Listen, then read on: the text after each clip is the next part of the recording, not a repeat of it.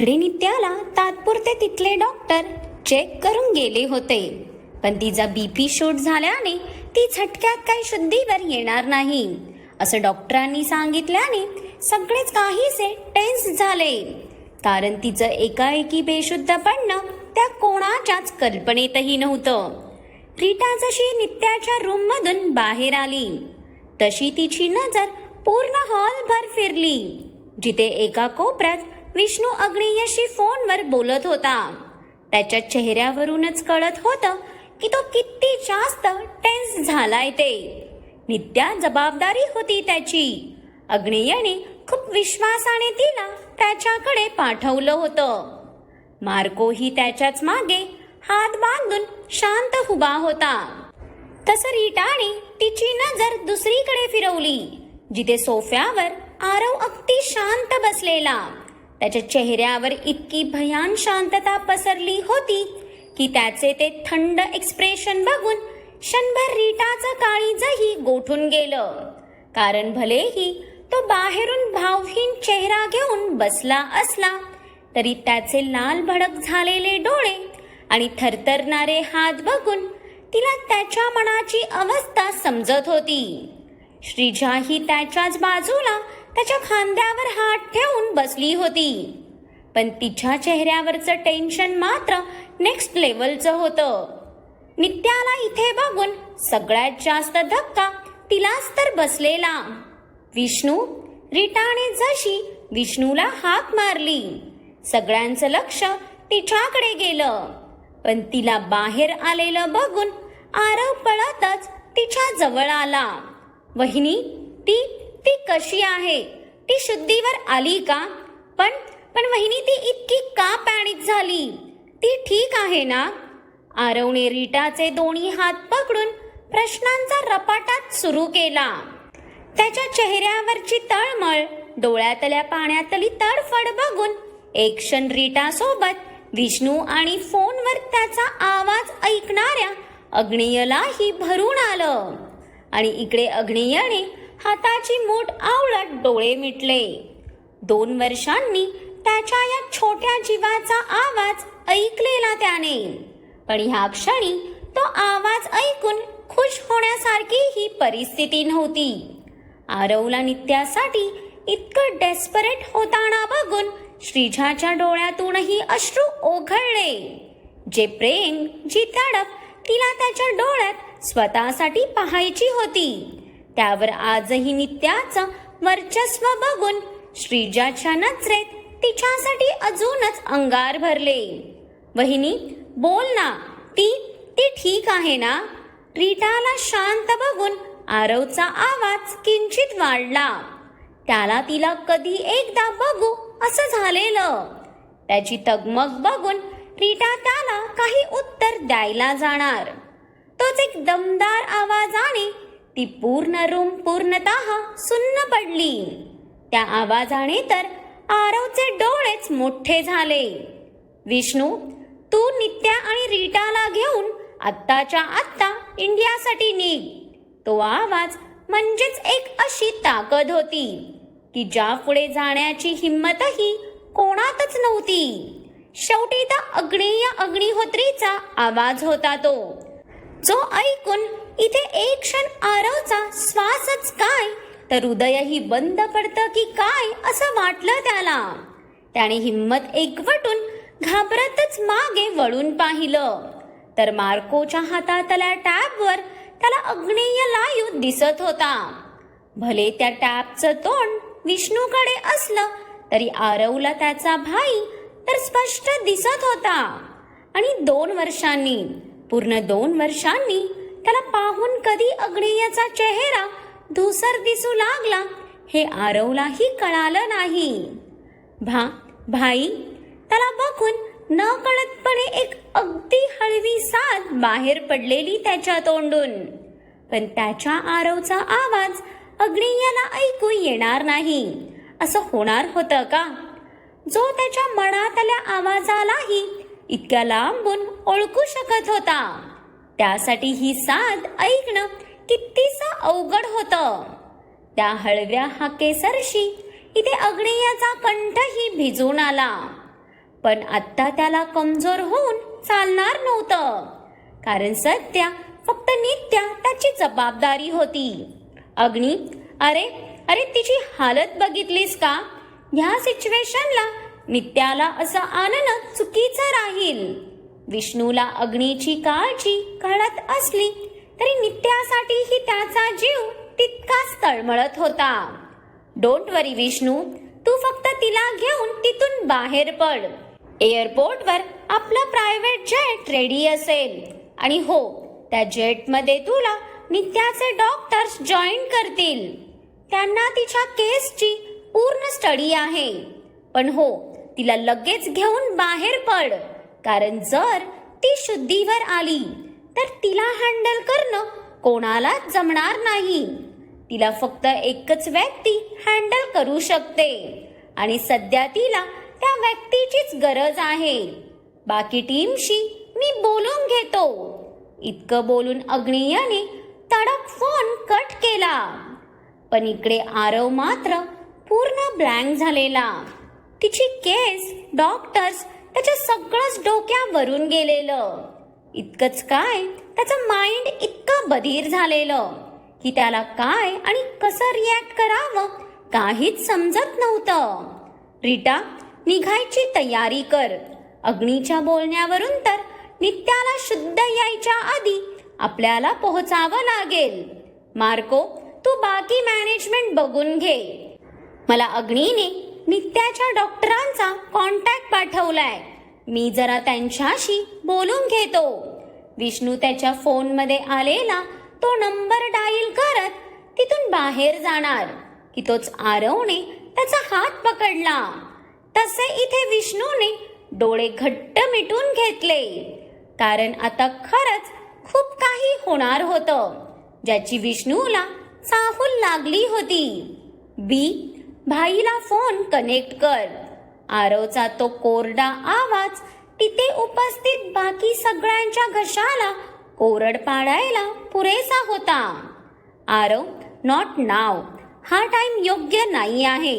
सध्या तो ऑलरेडी नित्याच्या टेन्शनमध्ये आहे. विष्णूने स्वतःचा राग आवरत त्याला निर्विकारपणेच उत्तर दिलं. बिग बी, तिला या सिच्युएशन मध्ये नेणं पॉसिबल नाही आहे. आरवला नित्यासाठी बोलताना बघून सगळेच शॉक झाले. त्याचा नित्याप्रतीचा राग तिथे मार्को सोडला तर बाकी सगळ्यांना माहित होता. बनी, तुला काय फरक पडतो ना? नित्याच्या बाबतीत डिसिजन घ्यायला अग्नी समर्थ आहे. आणि तसंही आज तर तू खूप खुश असशील ना? आज तर तुझ्या मनाला खूप थंडक भेटली असेल. विष्णूच्या ऐवजी रीटाच आता चिडत पुढे आली. तसा विष्णूने हातात सुस्कारा सोडला. Rita please. विष्णूला नक्की कोणाला हँडल करायचं तेच कळेना. हनी, असं का बोलतीये तू? आरवला रीटाचं बोलणं अगदीच मनाला लागून गेलं. ती आज 2 वर्षांनी त्याच्याशी बोलली होती, पण तेही इतक्या कोरड्या पद्धतीने.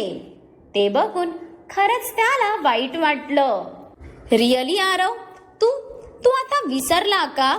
तिची आत मुलगी बेशुद्ध पडलीये. तिचा तू किती तिरस्कार करतोस ते. राग येतो ना तुला तिचा? गुन्हेगार आहे तीही तिच्या आई बापासारखी. म्हणून त्या लेकरावर दुःखाचा डोंगर कोसळलेला असताना तू येऊन तिला आधार द्यायचा सोडून तिला घराबाहेर काढलं होतंस.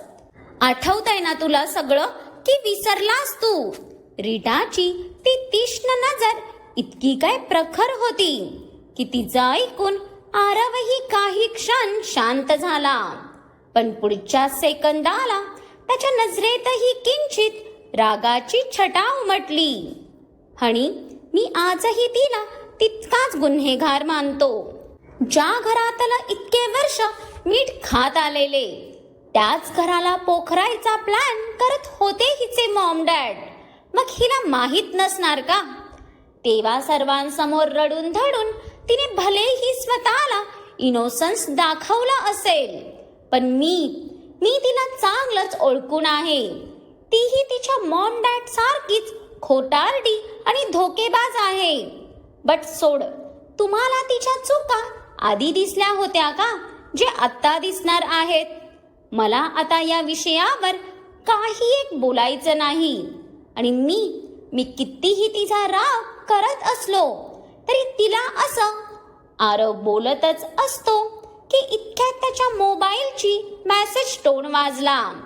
2 वर्षांनी या नंबरवरून मेसेज आलेला बघून क्षणभर तर त्याच्या ओठांवर स्माईल आलीच होती की त्याच्यावरचा मेसेज वाचून आता मात्र तो फोन त्याच्या हाताच्या मुठीत घट्ट आवळला गेला. Just stay away from her. तिच्यासाठी कोणताही डिसिजन घ्यायला तिचा भाई समर्थ आहे. You just enjoy your life. अग्नेयचा मेसेज होता तो, जो वाचून इथे आरवचे डोळे रागाने अक्षरशः लाल झालेले. काय झालं? अग्नीचाच मेसेज होता ना? रीटा आरवचा भडकलेला चेहरा बघून कुत्सित हसली. हो, त्याचाच होता. त्याला तर मीच रॉंग वाटतो ना. त्याने हिच्यासाठी, या मुलीसाठी मला घराबाहेर काढलं. ही त्या लोकांची मुलगी आहे ज्यांनी अग्निहोत्रीला मिटवण्यासाठी, त्यांना उद्ध्वस्त करण्यासाठी किती प्लॅन केले. तरी भाईने हिचा हात पकडून मला लांब केलं. त्याचा आरव त्याच्याशिवाय कसा राहील ह्याचा त्याने एकदाही विचार केला नाही. तेव्हाही सगळ्यांनी फक्त हिची बाजू घेतली, पण नाही तेव्हा कोणी माझा विचार केलेला, नाही आता कोणी माझा विचार करत आहे. त्यांना तर उद्या मी मेलो तरी काय फरक पडणार आहे ना, कारण त्यांनी कधी माझ्यावर प्रेम. आरव बोलतच होता की पुढच्या क्षणी त्याच्या गालावर रीटाची सणसणत 5 बोटं उठली. तसे सगळ्यांचे डोळेच मोठे झाले. तिचा फटका इतका भयंकर होता की आरवही एक पाऊल मागे झाला. रीटा मॅम, आरवला मारलेलं बघून श्रीजा आता काहीशा रागातच पुढे आली. अय भवाने, तोंड बंड ठेवायचं काय? नाहीतर ह्याचा तर एक गाल रंगवलाय, तुझे दोन्ही सुजवेन. रीटाचा तो भडक अवतार बघून श्रीजा तर घाबरून 2 पावलं मागे झाली. पण विष्णूला मात्र श्रीजाच्या तोंडावरचा उडालेला रंग बघून हसूच आलं. त्याच्या बायकोला तिने खूपच हलक्यात घेतलेलं वाटतं. रीटाने आत्ता तिची नजर परत आरववर आणली. काय बोलला तू? उद्या तू मेला तरी आम्हाला काय फरक पडणार आहे?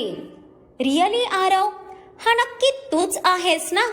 कारण आमच्या आरवला हा प्रश्न पडूच शकत नाही की त्याचा भाई, त्याचं पूर्ण कुटुंब त्याच्यावर प्रेम करतं की नाही ते.